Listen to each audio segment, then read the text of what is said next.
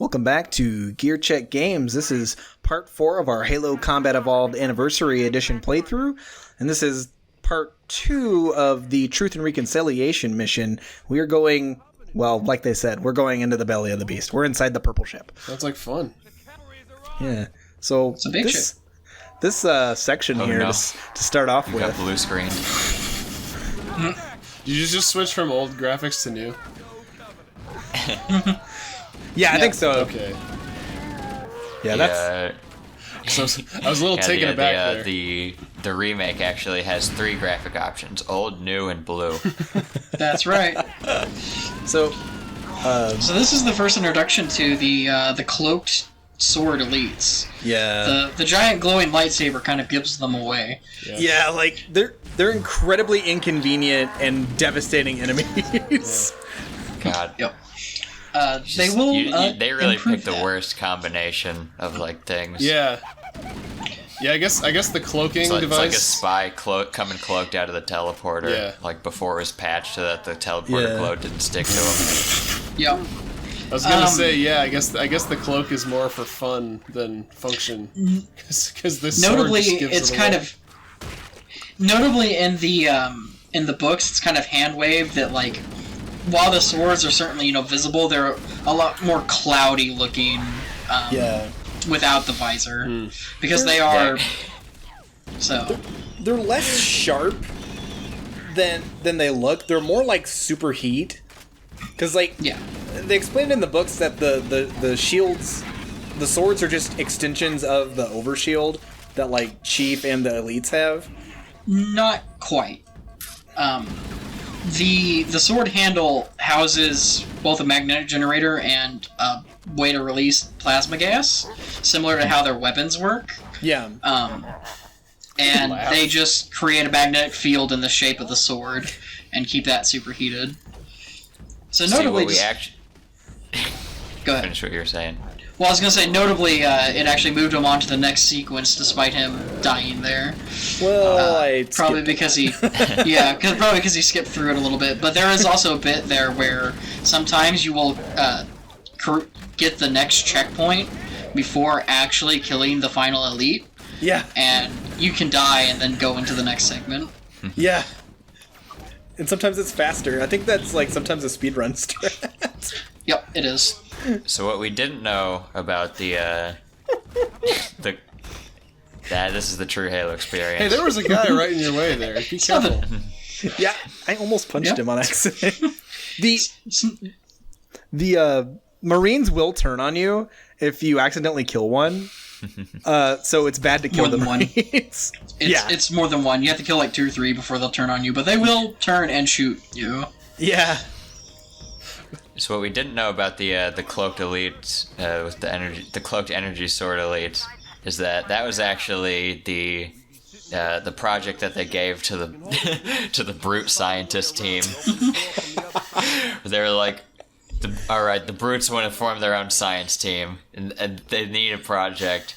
All right, stealth troops. Sure, how can they screw that up? Stealth troops, more like stealth oops. And they're over there in their lab, like, they've got a cloak for the troops, and they're like, let's give them an energy swords. That'll be so cool. And they like doing experiments, and there's an invisible guy with a sword running at them, and the brute scientist starts screaming. He's like, oh my god, it's a floating sword. It's so scary. So, if we make them invisible, no one will appreciate our work. Someone has to see that they're invisible. They made the guys completely invisible, and they thought that they just disappeared, so they gave them a sword to make sure that they weren't, like, lost. Just so they don't lose them. So I skipped a bit where you have to open the door for the Marines in a hangar, mostly because there's just, like, it's a lot of wash, rinse, repeat in these hallways, and I didn't want to bore the audience with a lot of that. Yeah, who wants to watch some Marines, right? Yeah. Am I right? Think only... One day I'll learn how to talk, guys, I promise. So okay, you still have grammar better than the Marines. Right. Oh. Yeah, Not the real Marines audience. I assume he was referring to the Marines in the game. So the first time I walked into this hangar a minute ago, I didn't get killed by anything shooting me. That ship that left ran me over. Oh god. No, you got killed by a plasma grenade that landed behind you. Wait, it was the grenade and not the ship? Because I thought the ship rammed me. No, it was the grenade. The ship is too high. Oh. So I was about to say, that's never happened to me before. Yeah, Grunt threw a grenade behind you that was just off screen. Because the radius, the kill radius for those things is a little deceptively large. Yeah. That's why they're the best grenades in the game, man. Yeah. So this hangar, like, I spend way too much time in this hangar. I mean, this is not an easy segment. It's the reason that they give you the second type of power-up, which is the overshield. Trey's just hanging around here to listen to the music. Honestly, though. It's good stuff, dude. So- from what I can tell. Martin O'Donnell is a genius composer. Yeah. Didn't he did 1, 2, 3 Reach. Did he do 4? He did part of 4. That's when they were moving over to Silvani. Okay. I think is how you pronounce his last name. I haven't heard any of his pieces yet, unless I've heard them in 4. So I only briefly played 4, because I was like, Yeah. the game's kind of boring. 4 had some of the new guys' pieces. They're not bad. He's not as good as O'Donnell, but he's also... I would say that he at least does very well. Yeah. Oh, you're really lucky that elite didn't keep moving towards you. I know. I get really ballsy with some of these moves, and it What if doesn't... the plasma grenades worked like the sticky bomb and Smash, Brothers. where like if you get stuck, you can run into somebody else, and like it'll move over to them. Play hot potato with these these aliens. That would be amazing. So I don't know if we ever explained how the charge shot on the plasma pistol works. Because like Yeah, we did. We explained the noob combo. well, the new combo, but also like it has a little bit of tracking. Like it's a bit of a homing missile when you fire it off. So that's how I was able to hit those guys up on that ledge without aiming. And it's the only thing in the game that has that. If this was a real charge shot, it would make like this annoying, like whirring noise, like in Mega Man. I mean, it has that humming noise. No, it's nowhere near annoying enough to be a charge shot. Yeah. I forgot, did they change the plasma pistol in the later games to make it so that there was like a downside for charging it too long? Yeah, it would more than slowly. It would moderately drain your battery if you held the overcharge down. Yeah. It explodes. And this one, it just costs like a flat 10% charge. Yeah. Which to me, that makes more sense, but... I mean, well, it was predominantly a multiplayer balancing thing that they just kind of kept in the campaign. Because in this one, you can just hold the charge down all the time, and that is optimal because you get a giant spike of damage when you initiate a fight. So for the later ones, they made it to where you can do that, but only for a certain amount of time because it will just drain the battery. Like that's one reason I love this gun in every Halo game it's in. It basically is Samus's gun. If the plasma pistol is in every Halo. Yeah, is it even in like the ones with the didact and all that, like 4 and 5? Yeah. Nice. Oh yeah. I just like the image that these plasma weapons are powered by like a Duracell battery. Yeah. I mean, it's a very large Duracell battery, but One of these days, Dan, they'll start putting that This in the episode commercials. GCG sponsored by Duracell. Yeah. God, first there was Pikmin 2, then there was Gear Check Games. I was just about to make that reference. Now I'm just imagining like a Borderlands style gun that shoots batteries at people. Mm-hmm. It's a gun that shoots guns that shoots batteries. it's a battery-powered gun that shoots more batteries. Would that count as a product placement if it was like a product within a product? Maybe. I don't know. I don't really care. I just wanted to say something. You place the product inside their skull. Yeah. So, with a natural progression of having first fought the hunters out Oh god. in... He almost and- got lost in that wall. So, with the progression of first fighting the hunters out in an open field, they start throwing hunters at you in more and more confined areas in the ship. Yeah. God. To test how well you can actually feather around them. How many times do you play a game when they turn the boss into a normal enemy in like the very next stage? Well, the thing is these were never a boss. Halo doesn't really have bosses outside of Halo 2's final boss. Yeah. So this is just an enemy type that they introduced. Okay. I mean, Halo 2 had like mini bosses too. It had like the really big Sentinel boss with the 2 arms. Those were just normal enemies because you'd face a lot of those as well. Well, yeah, later on in like the vehicle segments, you would. Oh, yeah, Right. we haven't done Yeah, a vehicle segment yet. It's just kind of one of those things where, similar to Metroid, they'll introduce an enemy, a more tough enemy, in kind of a enclosed, controlled area, kind of almost as a mini boss. Yeah. Mm-hmm. And then you'll face them again as normal bosses to kind of prime you. Okay. So that's why they were the last wave of the first part.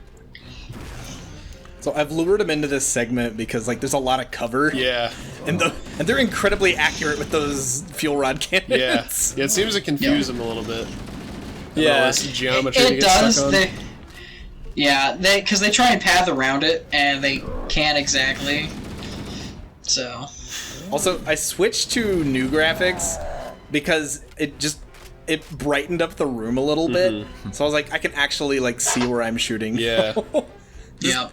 Like the low purple lighting was not conducive to a good combat. Yeah.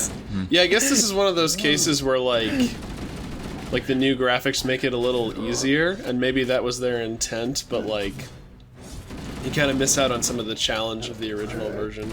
Yeah. I mean, if you want to like BS that into your like critique, I guess, we're like, oh, the dark lighting was part of the challenge. I mean, it really wasn't though, because this was also kind of released back in the time when most TVs still had, some sort of brightness control really, very readily baked in. Yeah. Like, obviously, brightness controls still exist on TVs, but it was kind of expected. In fact, I think maybe the original Xbox had its own brightness setting as well.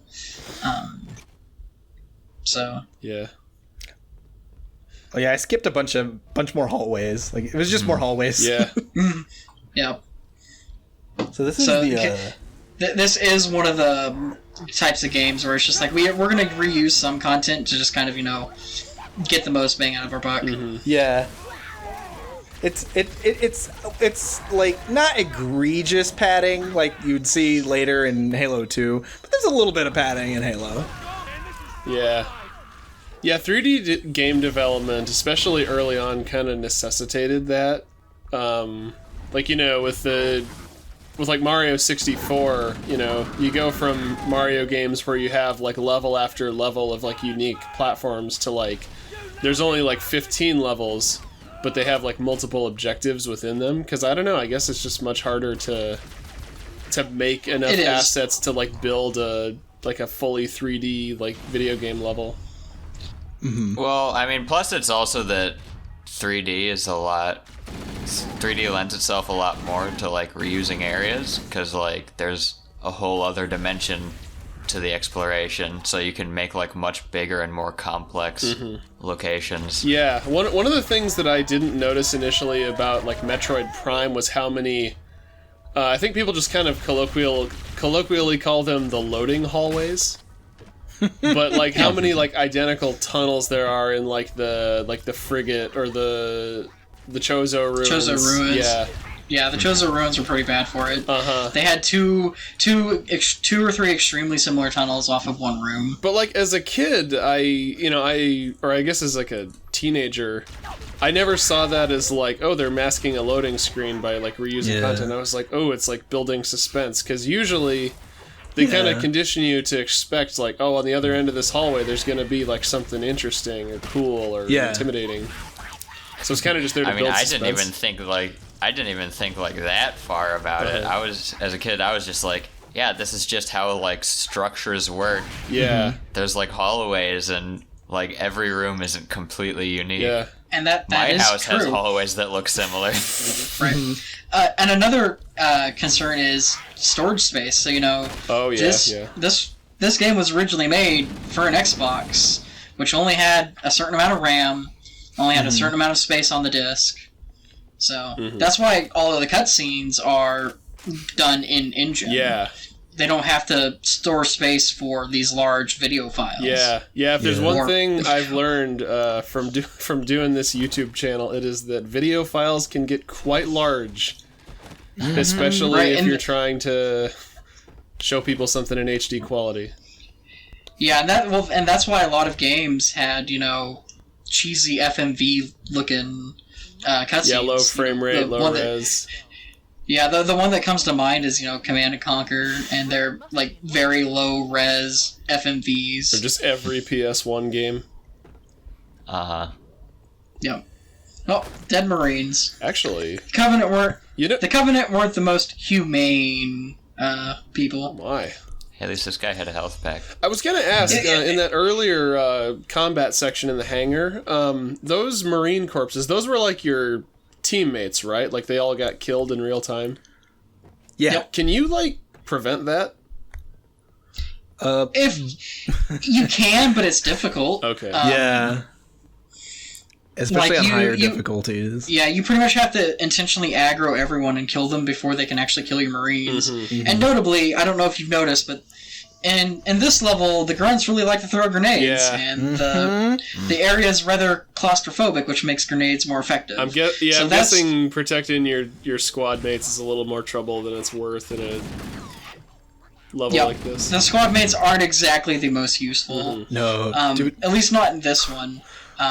They get a little bit more useful in Halo 2 when you can give them weapons. Yeah, they can be your backpack. Yeah, notably you can give them power weapons because they don't have a ammo Trey, limit. did you just say they can be your backpack?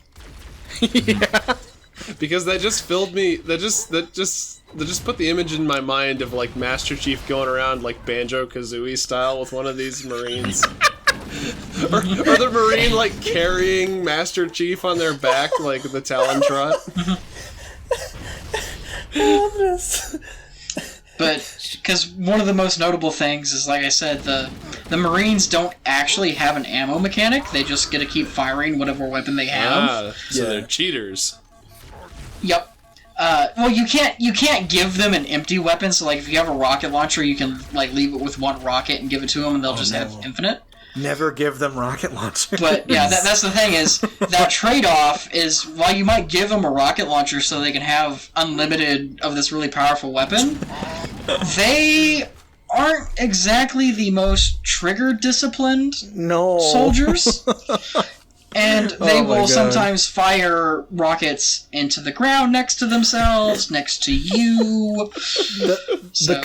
The new Mombasa level where you get the tank in Halo 2, and if you get the guy on the side of your tank that has the rocket launcher, you won't get halfway across the bridge because he'll just shoot geometry and kill you. Because he's trying to shoot these aerial enemies that are chasing you. So are these our friends from the ship at the beginning? Yep, that is Commander Keyes. Yeah. That is the commander of the ship. I see. Yeah. This man's got the biggest balls in space. Hey, so at least it's not that guy from Other M. I hated that guy. Who just shows up at the end. How to kill a conversation instantly. Bring up Other M. Oh, actually, probably the biggest thing is you cut out whenever you said Other M, so we didn't know exactly what you were talking the about. audience will know. Yeah. So we get to do a little backtracking after this because we have to escape the ship. Yeah, that is one of the kind of content, not padding, but reusing that they did. There are several missions where you go to a point and then have to just, pivot on your foot and turn around and leave. Yeah. The pivot is important. It's like proper bubble blowing technique. Yep. Is this a SpongeBob reference? Of note, what is happening here is Cortana believes that the installation we're on, the entire ring, is a weapon that the Covenant is going to use to attack humanity. Notably, Cortana can basically intercept all Covenant communications because she was kind of designed to do that. Mm-hmm. And the Covenant aren't exactly the most... They're kind of like Facebook. They don't really invest in cybersecurity, really. It's like, hey, we got nothing to hide. So, Pretty much. So Cortana this entire time has been able to open up Covenant doors, to say like, oh, there's a lot of troops in this next area, because they just kind of broadcast this stuff almost openly. Yeah. Well, they kind of have a monopoly in their own system of technology because it's all like stolen and borrowed tech. Like, don't they like not understand exactly how all of it works either? No, they typically understand how everything works. They just didn't really kind of make it themselves almost. It's been just, basically built from Forerunner stuff. Yeah. Whereas it's like they copied it exactly. Yeah, they don't really innovate all that much. Whereas humanity innovates a lot. So yeah, they kind of had to because they were like on they were the underdog in the war with the Covenant for so long. They're like, all right, we're gonna start making some crazy shit to fight you. Yep. Most notably the Spartans themselves. Well, I guess they were kind of like created for the human civil war. Yeah. So a bit of story that will be revealed in Halo 5, I believe, is that the Spartans weren't actually made to fight the Covenant. They were made to fight human rebels. Yeah. And so the Dr. Halsey, the creator of the South tried program, to secede, but the Union came back with genetically modified super soldiers that just ran around punching them all to death. Wow. It was They just Pretty quickly much. gave up. They didn't tell us a thing about that in school. So yeah, the mother figure to the main character, Dr. Halsey, is kind of on trial for war crimes. Yeah, she's in the a sense criminal. that she basically kidnapped children, turned them into psychopathic killers. Yeah. And, they're trying to accuse her. I'm just like, listen, you probably went for people that had psychopathic tendencies, didn't you? And you were going to use this on humans, weren't you? Just the Covenant kind of showed up. Shrugged shoulders. But did you Yeah. die? Did I do that? Yeah, most of her argument, if we ever end up getting to Halo 5, is just like, yeah, but I saved us, didn't we? And The Hiroshima argument. yeah, needless to say, that's not exactly the best argument. Oh, man. So Discount Bill Paxton here. Jeez. I know. They're going hard for those alien references. Yeah. This is why I'm excited to show you guys the library later. yeah. There's just a bunch of xenomorphs reading books. Oh, hello. I didn't see you come in. So of note there, I do want to kind of point out that door sound of these Covenant doors opening. I am pretty sure that is a stock sound. Yells in pain and then a death rattle. That's almost as good as the Sonic 06 subtitle, Crowd of People Noise.